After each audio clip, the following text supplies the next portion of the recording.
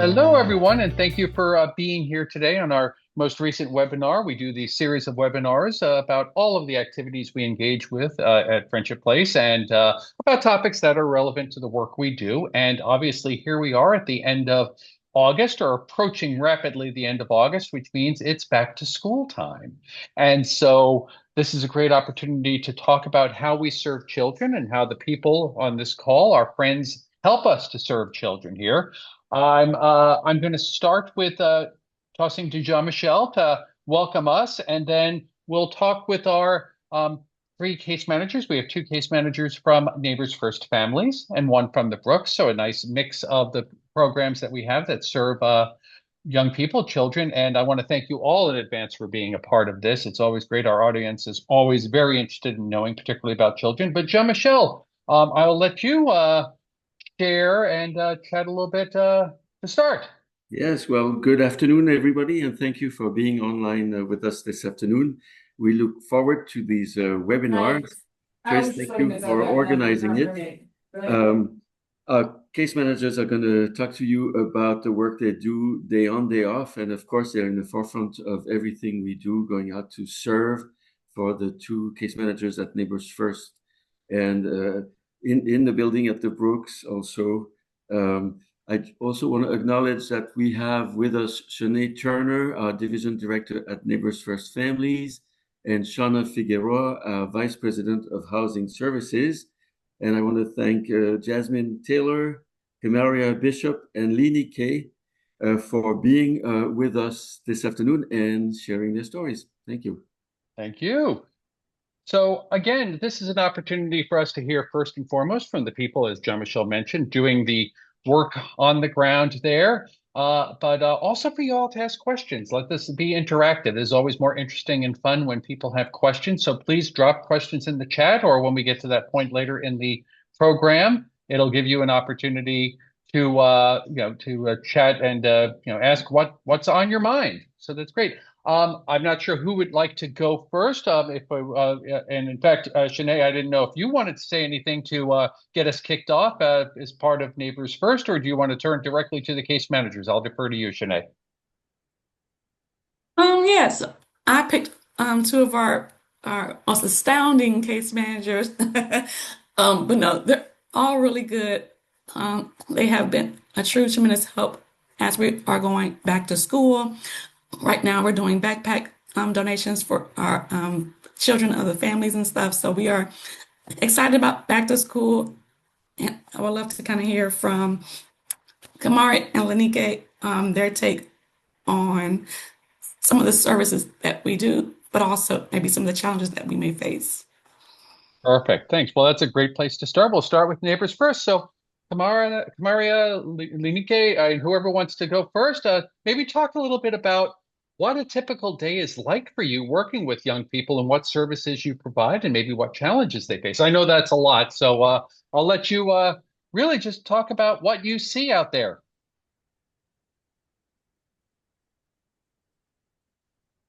You may have to unmute yourself because I muted everyone to do away with background in. So I'll chime in quickly first. So I actually had a client give me a call, and so every year within school, I know that things change as far as setup with getting the children to and from school, as far as transportation means, and then entry and exiting of the schools. I had a client who is currently with child, and she has two minor children who are under the age of 4, and then her two older children are between 7 and 9 years old. So she's like, I drop my children off at school, I go back to pick them up, and when I pick them up, they all have numbers. And so they're all being dismissed by numbers. She's like, I got soaking wet in the rain yesterday. I'm cold. I'm waiting on my children. I'm standing outside with one. Then another one comes maybe another 10, 15 minutes later. Then I'm waiting on the other two. So it impacted her a lot as far as her mental health goes. She, it seems like it may be a struggle for her this year, as she doesn't have a vehicle to get her children to and from school. But that could also be something that is stressful on our clientele, contingent upon the fact that some children don't always go to the same school. Sometimes you have children who are in may have special needs, and they may have to go to a specific school between specific hours, and it may be all the way in Northwest, and a family may live in Southeast or Southwest of DC, and it becomes a struggle of how do I manage getting my one child who has these special needs that I want to adhere to school in a timely fashion, as well as my other 2 to 3 children that may go to the same schools, or they may even be spread out a little bit within the DC area, because in DC you can go to any school. You don't necessarily have to go to a school within your jurisdiction.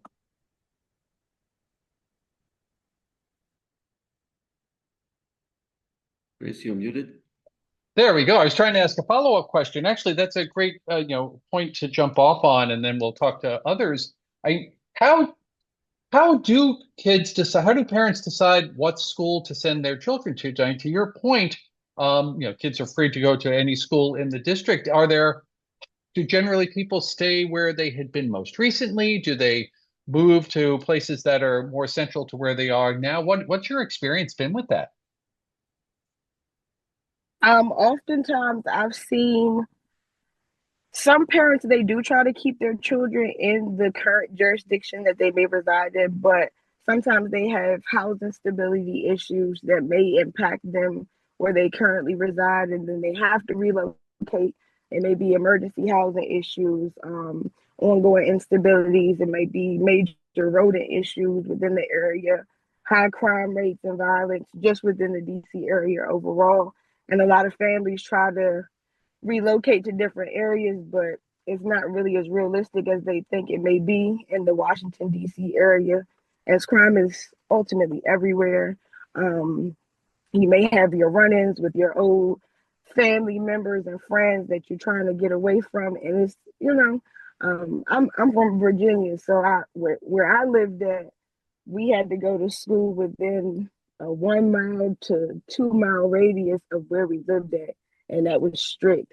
In DC, it's unlimited because it isn't technically a state. So if I don't feel as though my child is safe at this school, or they're not receiving the best education, oh, I want to send them to another school that's more predominant in a predominant area. And granted, they may impact my transportation means, or wherever it is, or however it is I need to get my children to school. But as a parent, they want what's best for their children as far as education needs, so that they can matriculate and elevate in school. So. No, thank you. So it's great. It's probably good for parents that they have that degree of flexibility for all the reasons you just said, that if there's a concern that they may have in one area, or whatever that concern may be, that gives parents the opportunity to keep their children safe in other places. Sticking around on Neighbors First Families, then, Camaria, do you want to talk a little bit about what your experience is and how you serve people? So I would say the same way. Same thing as Lanike. Right now, with everybody going back to school, it's everybody needs something. And you really see how much or underprepared they are in regards to the things that they need. So my role is to try to assist them the best way that I possibly can, with ensure that they get the stuff that they need, even if it's something as little as a backpack or school supplies, as those are pretty essential things. A lot of them are like, oh, I don't need a backpack, but I'll take it because in 2 weeks I'll run out of school supplies. So it's the little things that they need when it's going back to school that they don't understand how essential it could be. Just supplying them with a backpack with school supplies is one less thing that they have to worry about. And some of them are very grateful for it. Some of them are like, no, I need a gift card. Like, is it a gift card in that backpack? And then also they all so I feel like this time going back to school, transitioning from summer back into the school system and things like that, it could be very challenging. Like, transportation isn't always an option for the people who don't drive. Some of them don't feel comfortable with their kids being on public transportation with the state of, the district in this current state right now. And then also, some of them are struggling to get the transportation that they need from the school. So it's kind of like, how can I help you get the stuff? Like, what do you need me to do? Who do I need to contact? Who do I need to send an email to? Like, is their IEP up to date? Is their 504 plans up to date? So it's kind of just just stand on them so that they can get the services that they need outside of the things that we're already providing. No, thank you. And that raises a good question. And for those of us who may not be in the district or who are several years removed from having children in of school age, who's responsible for transportation to get children to school? Is that something that DC Public School is responsible to provide for all children, or is that really fall to each parent to come up with their own process? I would say it's up to the parents, but it's also DC Public Schools. So I'm assuming that they get a kids ride free card for the school year. So as long as the parents are filling out the paperwork in a timely manner, when school starts, the children should be getting that bus pass or that transportation pass to ride the train or the bus. And then if they have a 504 or independent individualized service plan, the school is responsible for transporting them to and from schools. But with that, because there are other individuals, and like Lanike said, everybody goes to school in different parts of the city.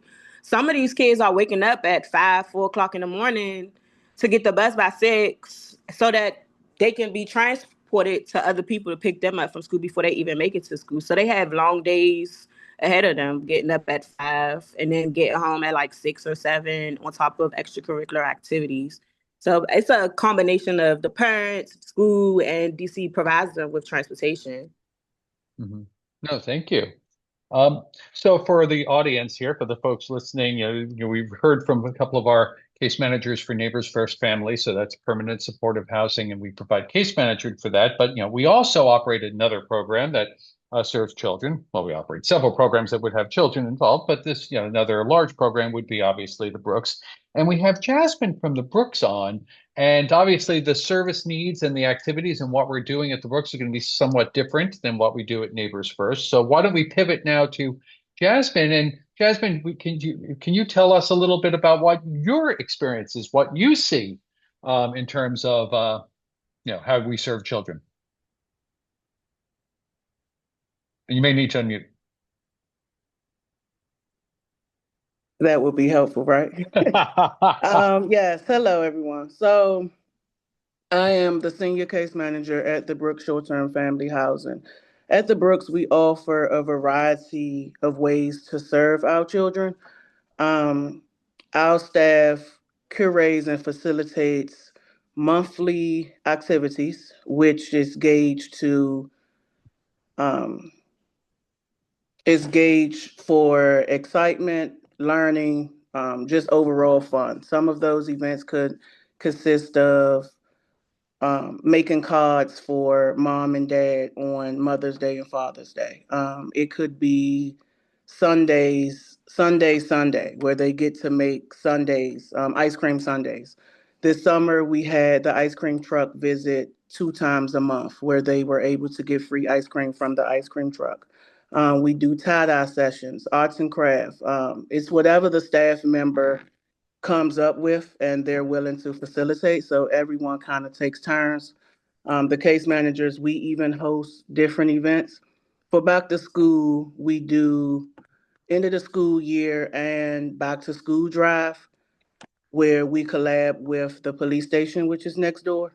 That consists of games, food, book bags. That's when they're going back to school. So that's what we're getting ready to do right now. That is actually going to be held on Thursday. When the weather starts to transition to our colder months, we do in-house coat, hat, and scarf drives, where we give all the kids and the families, we lay everything out and the families get to come down and pick what coat, hat, scarf they want. They get to try different things on, see what colors they like, what style they like, stuff like that. We also have a pantry that has underwear, socks, um, different necessities that they might need. Um, for back to school, we help with uniforms, especially for those critical families that have no income at all. We'll help them with uniforms and stuff like that. For those that have income, we kind of try to encourage them to use those benefits to just do what they need to do for the kids and help the kids. But if they fall short, then we do, of course, help with that. We have an education and employment specialist. She makes sure that the kids have transportation, if they are in need of any uniforms, any school supplies. Normally, when we do the book bag drive, though, the book bags are filled with everything that they would need for the school year. The book bags are also labeled for each grade. So a 12th grade backpack would look totally different from a kindergarten one as far as the supplies. Um, every holiday we do different events. Easter, we do the Easter Bunny. One year I dressed up as the Easter Bunny for the kids. Christmas, we have a Santa Claus come in. One year I was the elf to help him with the kids. They did photos. They told him what they wanted on their wish list. We also have a lot of different um, collabs that we do. So we do Christmas gifts where they get to make a wish list, and we try to get them everything that they ask for, but at least they can get at least one thing at least. We do that. We downstairs, we have a tree that was originally for Christmas, but they have changed the tree all year. So it has become a Valentine's Day tree. It has become, right now, it's a back to school tree. The kids get to decorate their doors for Christmas and Halloween, I think, and where they get to do like the best door decorations. They really love that, and the family gets like a prize, whoever wins the best door decorations. Um, we're just constantly just making up things, working together to just come up with things so that the kids don't feel the pressure of being in a situation like this, because it gets kind of boring sometimes because they're not allowed to have TVs in the room. Just to keep it where they are engaged, we're engaged with them, just coming up with different ways to show them that although you are here, there are still people that cares, still people that we see you and we're here for you to support you. Um, but I think that's it. But all year, we're just constantly working to do different things to engage with the children and to serve them as well as the kids. This summer, also, we had our first in-house summer camp. Um, so yeah, we had our first in-house summer camp. They loved it. They did all types of activities. They had pizza parties. That was amazing. I hope that that comes back, but they really loved the in-house summer camp this year, and that was the first. This was the first time for that, so that gave the parents like a little bit of free time because normally they have to be with their parents at all times. Mhm. So the parents aren't really able to kind of catch a break, get a breather, because they have to have their kids at all times due to child supervision. So Mhm. Oh, thank you. You brought up a couple of topics, and I'm going to do some follow-up questions. But again, if anyone wants to drop things in the chat, please don't let it all be me here. In fact, we'll go to the question put by Jamie Butler here. It's just the first thing. So for Nikki and Kamaria, in past school years, how big is the need to help children and parents with school issues like IEPs and getting an evaluation for services? And I guess that could be for any of the three of you. How big is that need to get IEPs and 504 plans for children? Do you find that is a large issue, or and any of the three of you could answer that? I personally find it as an issue for some parents because they don't understand IEPs or 504 plans, how they're describing their child as far as their education goals and what's being met, what needs to be worked on. Sometimes they don't comprehend it very well. Um, so it puts a little bit of more extra pressure on parents when they're trying to navigate through it.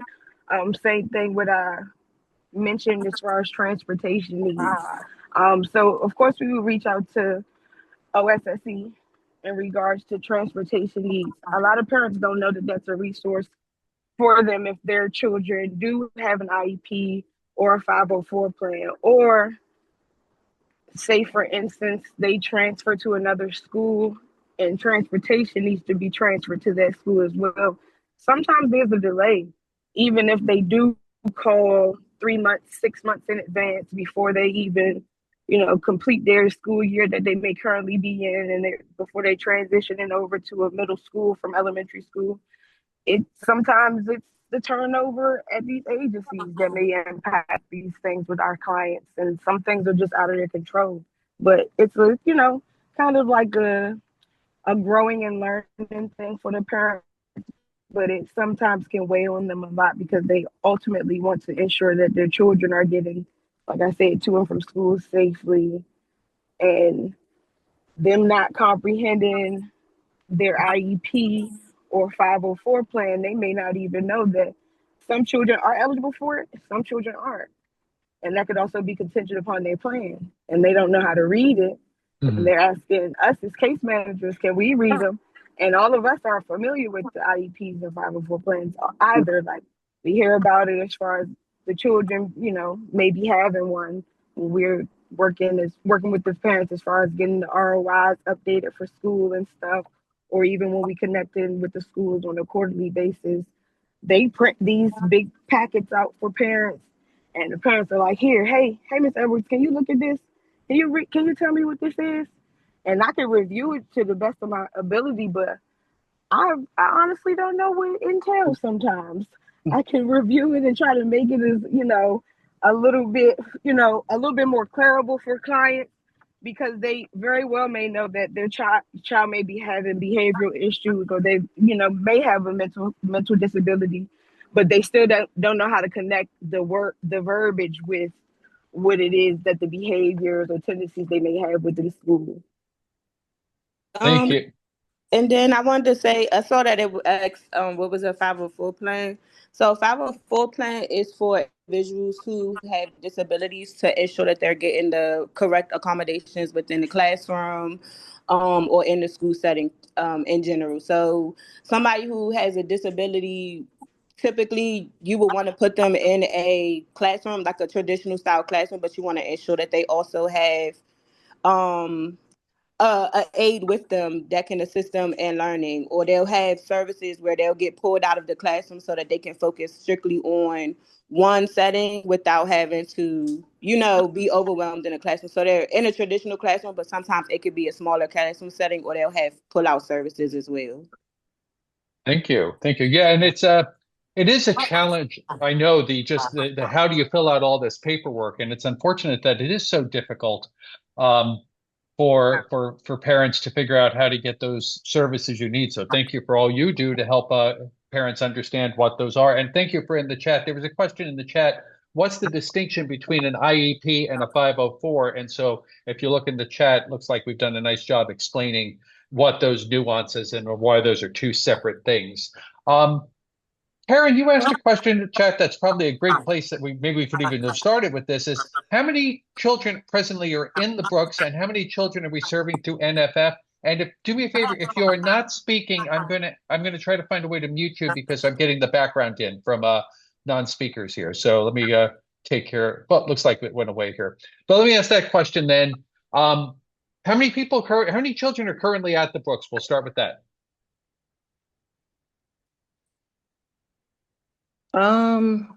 That I do not know. I do know that we serve 50 families, and the children may vary based on the household.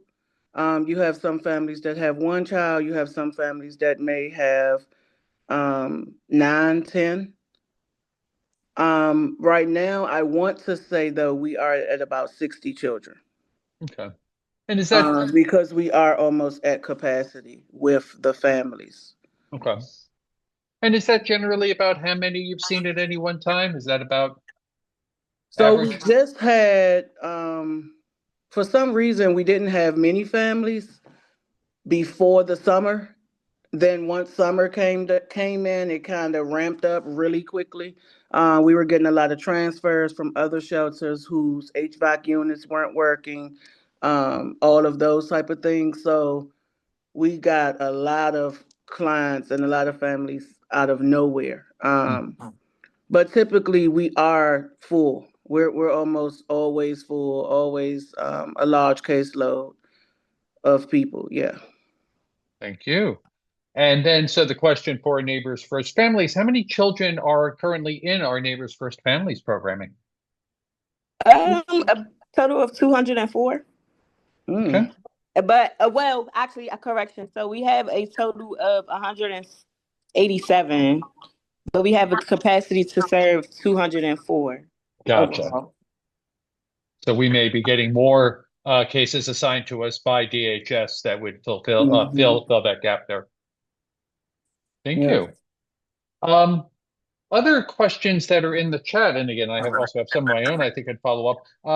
For the in-house summer camps that you did at the Brooks, did you take children on field trips?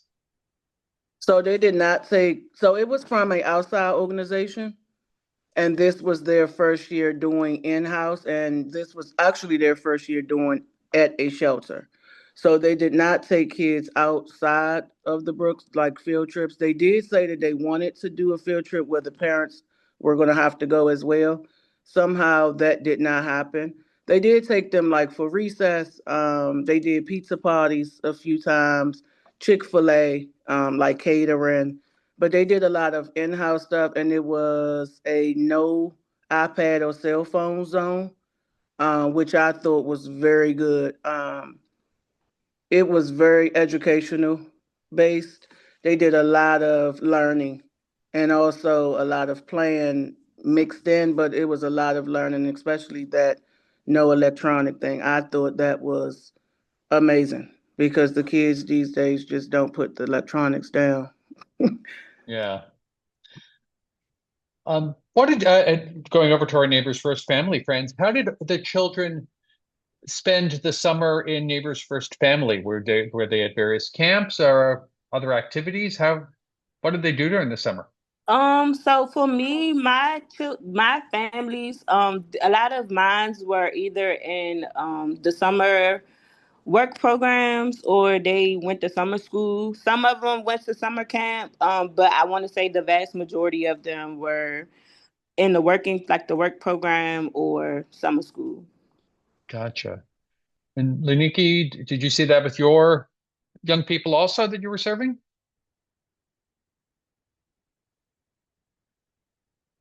May not be able to unmute, but there's a question in the chat. What's the organization that did the summer camp in-house at the Brooks? Jasmine, who was that? Let me get the correct name because I don't want to give any false information. Get it out of my email and I'm going to drop it in the chat. Or I'll come back and tell you. Gotcha. There's a question in the chat about wanting to reach out directly to about the young people at the Brooks. If you email me, I could put you in contact. So see Rutledge at Friendship Place. I could put you in contact with the right folks at the Brooks and how to connect. There's a question earlier in the chat about how to volunteer for the Brooks Homework Club. And Jasmine, I may ask you to talk a little bit that in a moment, but I'll give a quick intro on that front.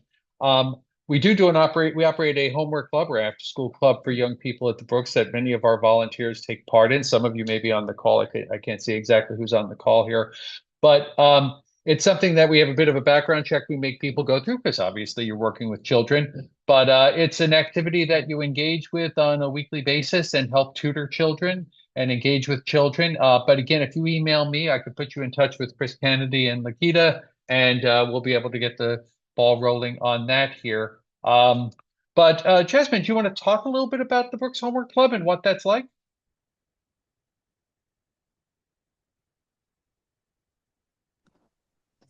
So for the Brooks Homework Club, they come in the evenings. And when they come, they have the families to come down. With the homework club, also, the parents don't have to be present. They have to stay in the building, but they do get to leave the kids so that they can do what they need to do in the homework club. So with that, they come down, the children come down, they meet with the volunteers, they assist them, I believe it's an hour. They assist them with any homework, any needs that they have. They do a lot of reading, a lot of worksheets, um, and anything that the children really need help with. So what I have seen, because I'm typically gone by the time the homework club gets here in the evening, the times that I do stay later, what I see is they're kind of broke up in groups, maybe by age or grade, so that they can assist the need in that way. A lot of the events, we try to encourage the families to make sure that they're present, to come and to participate. But sometimes what we see is a lot of parents don't really engage in a lot of the programs. Some of them are kind of like, we have this outside life. We're here for one thing and one thing only, and that's like for housing. So a lot of times with the programs, it's not a big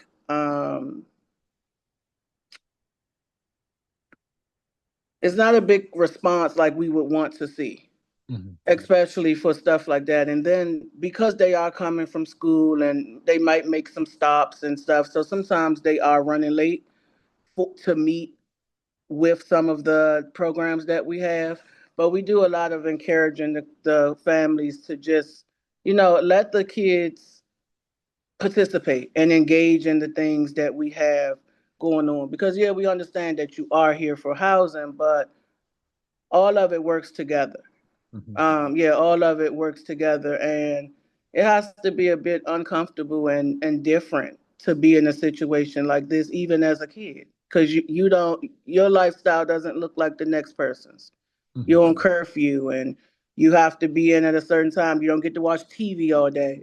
You don't have a TV, so a lot of times they don't participate in stuff like the homework club. We may get a few participants, but it's not what we really want to see.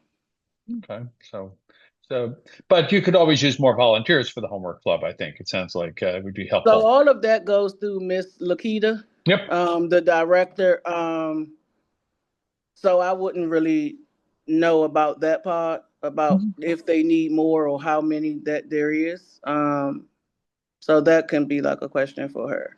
Yep. And again, if you want to email me, anyone who's interested, I can put you in touch with Lakita and Chris Kennedy, who'll coordinate the volunteer paperwork, Yes. etc.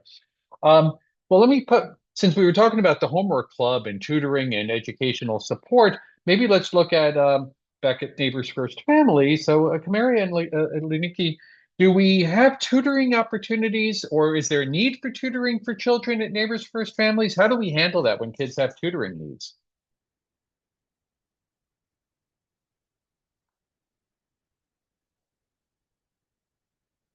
And again, you might need to unmute yourself. Nope. So we currently actually receive a grant to help with tutoring if that's something that is needed for students, for families who are in need of additional assistance during school. And then also I saw a question in the chat about the ages of the kids in each program. So I wanted to say we serve 0 to 18. However, some families do have children who are in college. So the age may vary outside of the age of 18, but it's typically 0 to 18. Thank you. No, thank you. I was going to read my mind. That was going to be my next question. And then Jasmine over at the Brooks, what is the age range we tend to see? Mm. Um, right now, and I think the youngest kid is 2 weeks old, Wow. up to 20, 21. Yeah, depends on the age of the HOH, the head of household, but the children are all ages. Yeah, they Gotcha. are all ages, and some participants even come in expecting. Mhm. Yeah.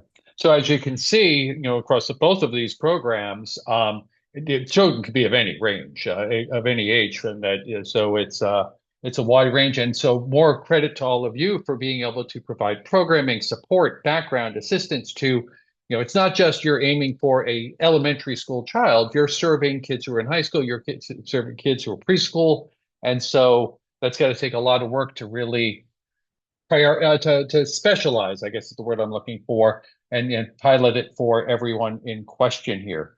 Um, I forget if I asked this question, but it kind of struck me. I may have jumped over it myself. It was one of mine.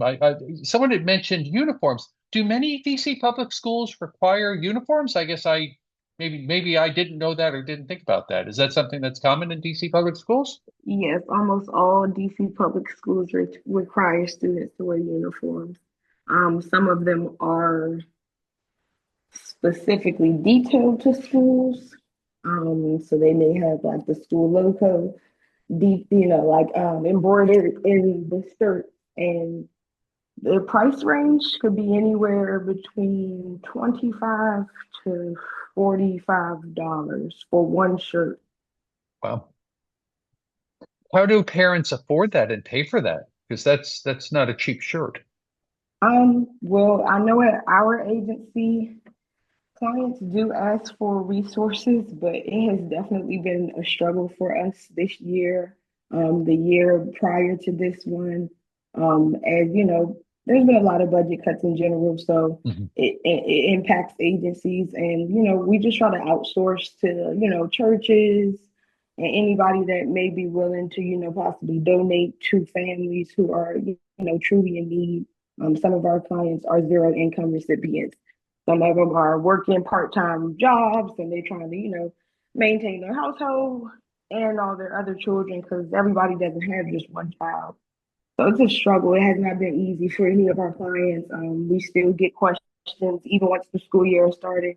Hey, has there been any gift cards donated or any funding that may have came about that we may be eligible for? Because I'm trying to still get a couple, skirts or pants for my son and daughter. So we get it often, but it's an ongoing struggle.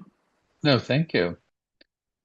Melinda Moore in the chat, there are two questions. One statement you made that I want to share and just elevate so everyone sees here that you had done a summer camp regarding STEM with microbits. I confess I don't know what that is, but offering that this is something we could talk about doing with you next year. And so her phone number is there in the chat for Melinda Moore if anyone wants to make note of that. But Melinda, you also asked a specific question.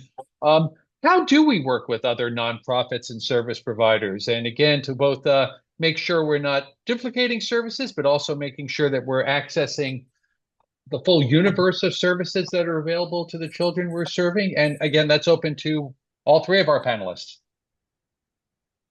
So at the Brooks, like I stated before, a lot of the programs are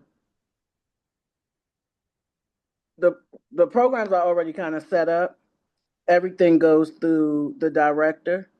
And then she has her way of picking which programs are needed, which programs um, that she feels will best benefit the clients. So, like I said, the summer camp that was through Raising the Village Foundation. That is a summer acceleration camp to help the children prepare for the upcoming grade. So I did see it was a message in the chat stating, to just keep the learning going throughout the summer. So that was a very good thing. But a lot of the programs, they're kind of formed through her, and then we just fall in place with what's already been set up or what's set up within the building. Thank you. I guess similar question to Neighbors First.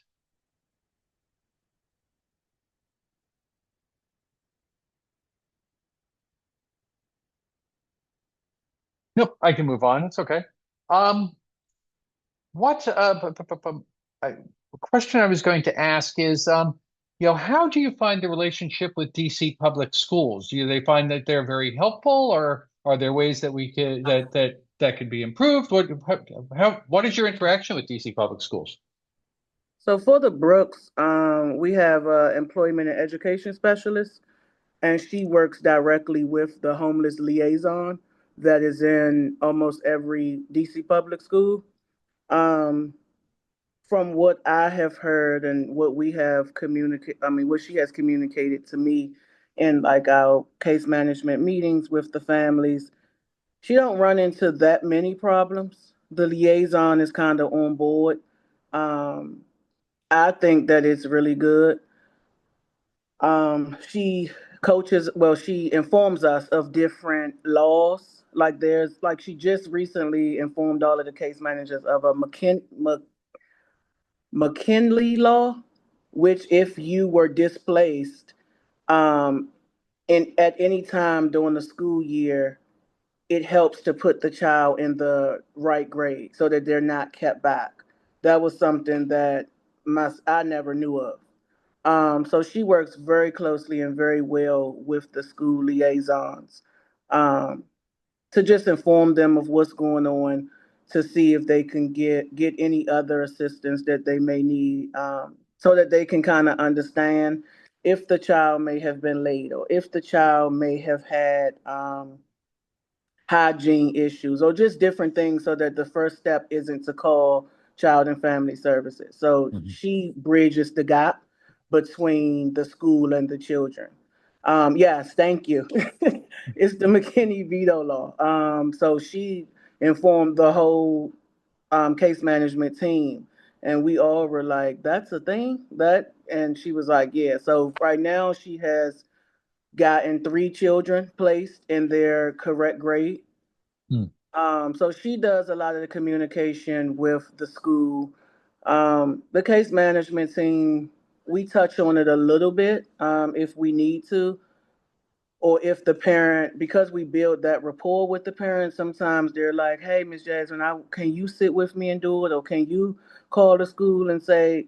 And it's just them working with us and building that rapport and just feeling like I don't may not want everyone in my business, or I may not want the help from this person. I want you to do it. So if I need to do it, I would do it. If I don't, then I kind of communicate with the education and employment specialist, because that is her role and she knows more about that piece than me. So it kind of varies. Thank you. And Liniki and Camaria, what's your experience been working with DCPA, DC Public Schools? Sorry, I don't know why I couldn't get that out. My personal experience has been kind of neutral. And I say that to say, as a case manager at Friendship Place, families, we are mandated reporters, but we only do quarterly check-ins with the schools. So that's oftentimes by the end of that quarter, we're getting those report cards and attendance records. But there have been instances where students have missed a mass amount of days of school, and the schools have not reached out to Child and Family Services as a mandated reporter. And it kind of makes the workload a little bit heavier for us, because Mhm. now it's an unusual incident. It's a URR that needs to be put in, because it's a major concern now as to why the parents aren't consistently getting their children to school. Although we may, do our little frequent check-ins within the month, like a quick little text, like, "Hey, how you doing? How are the kids? Have the kids been to school?" And some parents will say, like, "Oh, I didn't send all of my kids to school today because one of them was sick, and I didn't want to take the sick one out of the house because the other three." You get what I'm saying? I would have had to leave. Mhm. I can't do it, so it was unrealistic. So I had to keep everybody home today, and it ultimately can impact everybody's attendance. And it really was something that was out of their control, but also at the same time, DCPS isn't, really making sure that we're identifying what are the barriers to us getting the children to school.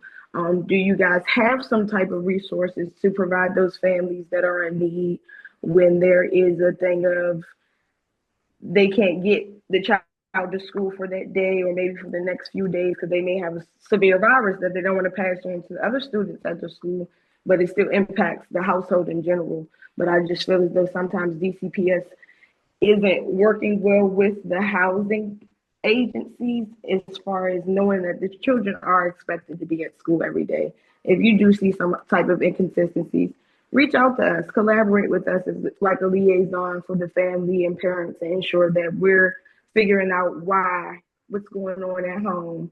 Is there something that we can support the families with to ensure that the children are meeting their education needs and attendance needs at school?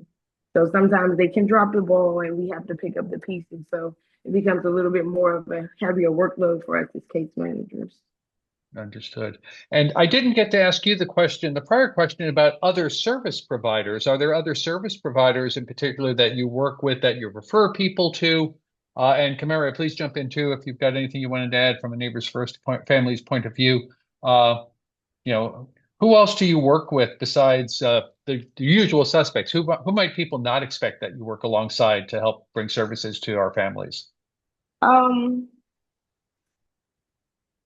so as far as, are we speaking in reference to the children or just families in totality? Oh, good question. I wasn't making that distinction, but either one. Okay. So of course we do connect any of our parents and families, head of household, to any behavioral health or mental health services if we observe that something is impacting them from getting up and conducting their day-to-day or ADLs. If we've identified that the client may have drug abuse or alcohol abuse issues, we connect them to substance abuse services, rehabilitative services, any of our clients that may be in any type of judicial or court tied services. We ensure that they're connected with, probationary services, and ensuring, they're consistently connected with whomever that they need to. We have AIM Hire here as a resource, of course, for employment services. But also if anybody's looking for clothing, as far as they need to go for interviews, or they may even need something nice to wear to church, we'll send them up there so they can go to the clothing closet. Some kind of hit or miss. It just depends on what the client is actually in need of. For the young adult services, we will offer like project empowerment, the summer youth program, so that they can have some type of employment throughout the summer. So it won't be so much wear and tear on mom and dad throughout the summer and having children in the house almost 24/7. I think we have a variety of resources. I think that there could be a little bit more toiletry services, assistance services, cleaning supply services for clients to maintain their housing stability. But overall, there are a lot of like food pantry services, Martha's Table, Bread for the City. My clients always happen to run past people offering food services, but then we have minor children who may be in Pampers and pull-ups, and we don't have the funding for that. And some doesn't always have the sizes that are needed for these families. They do have a diaper bank, but like I said, the sizes may vary sometimes. So that may, impact the client. Oh, I'm trying to pay my rent this month, but I got to make sure I buy underclothes for my children. And the same thing, like we're getting back into to the school year, we're buying uniforms. We just don't have the funding for it. So it's kind of like a pick and choose thing of like, oh, what is a priority for you as far as their children returning to school? What do they need most? Do they need shoes? Do they need socks? Do they need underclothes? Or do they need uniform shirts and pants for the school year? So we have resources, but sometimes they can be limited as far as specific items that clients do need. And then I wanted to kind of piggyback off of, what Lanika is saying in regards to like the school and then like the families need prioritizing the importance. I have seen that within like the past couple of weeks, with just passing out backpacks and things like that. It has been, very common that a lot of them are like, oh, well, my daughter need her hair done for back to school, but I got to pay my rent. But I'm going to pay for my kids to get their hair done because that's important. And I do feel like, they fail at, not fail, but they tend to prioritize things that aren't of importance. And then the things that are important, such as like your housing and your electricity bill and food and things like that, they kind of, put that on the back burner until it's too late. And then I think that has become an issue for them as well. Because now it's like, oh, well, I don't have the money because I pay for my kids to get back to school and they're looking for help from us. And it's just like, oh, well, you receive income and it's really hard to kind of tell somebody like, hey, because you're receiving income, we really can't help you. Not that we can't help you, but the help that you're asking for, we kind of like don't have it at the time. Because it could have ran out. Like, there is the the 20th, well, the 19th, and they're like, oh, I need XYZ for school. Like, I need food. Do you have any funds? And we're just like, I mean, I don't want to say no, but I also want to be like, no, we don't have it right now. Like, so it's really hard to kind of, withhold them from the things that they need. But sometimes it's kind of like well, you had it, but, you prioritize something else over the importance of having certain things. I think that they kind of fail to realize that sometimes it's okay for your kids to go without a new pair of shoes if you just bought them shoes all summer. Like, it's okay for them to not have the latest, or, not to have the best hairstyle for the first week of school. But I have noticed that a lot, that they kind of prioritize different things, but then they're coming to us, asking for help for the things that they, should have prioritized in the first place. Mm-hmm. And that sounds like that's part of your work, is helping to coach people through identifying wants versus needs. So thank you for doing that. There's one technical question in the chat, and then I'm going to close us with a question for each of you. And I'll tell you that the question is before, so I'll give you a second to think about it, which is, we all, well, actually, there's one question in the chat. I'll just go right now. Does Friendship Place engage with financial navigator or financial capability building? Do we provide that education to our families? So at the Brooks, we do facilitate, if it is one of the staff members, they will facilitate a financial literacy class, which teaches about saving and how to prioritize different things, and the importance of a bank account. Or we had one case manager, she came up with the bean game, which to show how much you receive versus what items that you pay for monthly, and to show how everything costs a bean. It was a very, very informative game. But again, like one of the other case managers mentioned, you can't really make people do anything. So the things that we do have and that we offer, or that we come up with to assist, they just won't attend. So sometimes there are um, different events that are facilitated, that are geared towards financial literacy.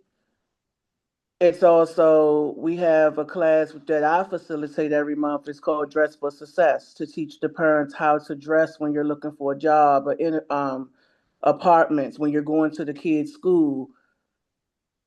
They won't attend. So it's just, sometimes a lot of times I'm learning that a lot of them are kind of in the mindset of, I'm here for this. I don't need you to tell me how to do that. So it's not mandatory. I think if it was mandatory, that could probably help too, making it mandatory. But we offer classes like that. If we have any staff members that want to facilitate it, that have taken the class, we have a case manager who has a financial advisor. So, and that's outside of work. So she brings the stuff that she learns from her financial advisor, and she presents it to the team and also to the families. But they don't come. Mm-hmm. So Gotcha. yeah, we do have that here at the Brooks monthly. Gotcha. And do we also offer similar for Neighbors First Families? Do we have financial education opportunities? So we don't technically have any like financial literacy workshops, but they are offered all throughout Washington, D.C.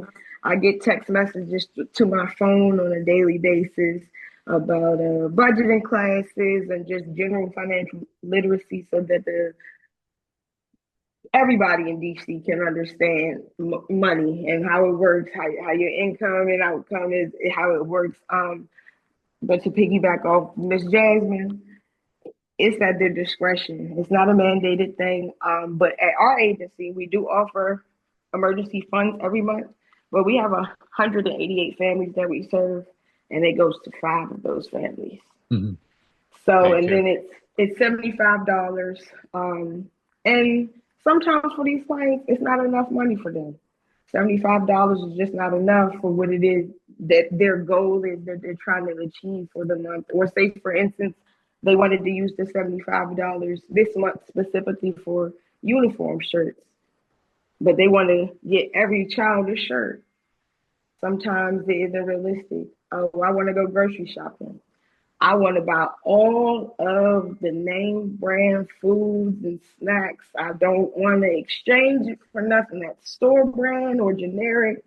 I always tell my clients they are so blessed to have this agency as a provider because we do offer a lot of financial assistance and resources, but sometimes it becomes an abusive thing with the clients because they just always feel like this is my backup plan. Friendship Place is my fallback. This is my plan B.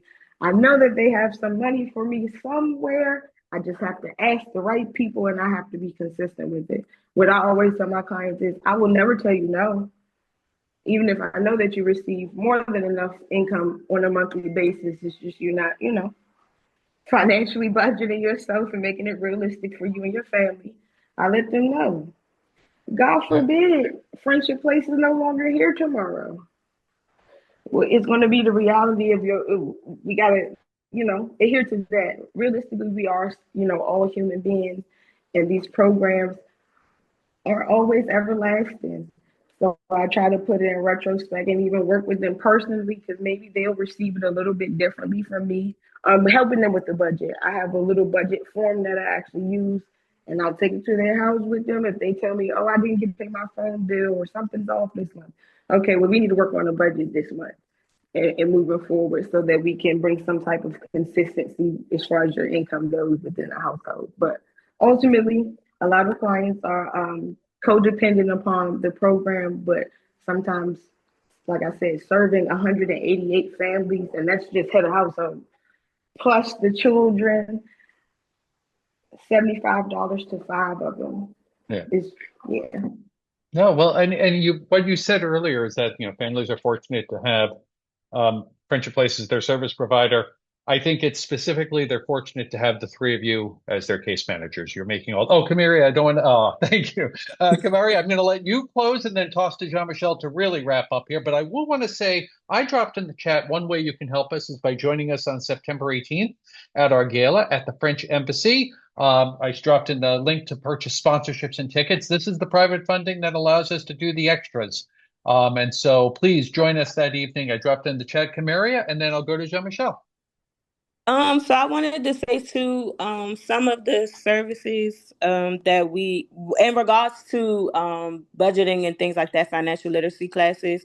So while we don't offer, like Lanike said, me personally, I tend to kind of ask my participants like, hey, what's like, let's make create a monthly budget so that we can know how much we have, how much all of our bills are, and then we can start setting aside, you know, change or funds so that when things come up, we don't have to, we're not disappointed when the services that you're looking for aren't being provided, or because like Lanike said, emergency funds are first come first serve and it's only $75, that's not enough. But if you're budgeting properly or you're setting aside or you're overly purchasing something, sometimes when that need comes, you might not need it. So I have been expressing to them like, hey, it's better to have it than not need it than to need it and then not have it. And then you're asking for something and then we don't have it at the time to give it to you. So we won't ever say no.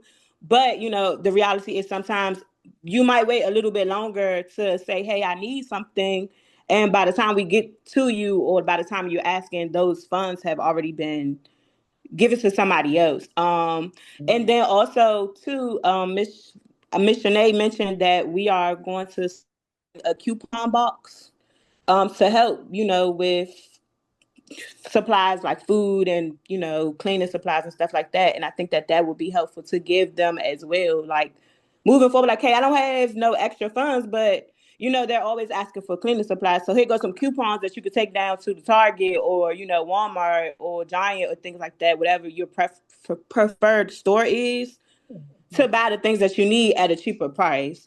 So I think that is something that we could all benefit from. No, thank you. Thank you. And Again, Kamaria, Lunike, Jasmine, thank you for sharing your time today. I know how busy you are, and so thank you for being here.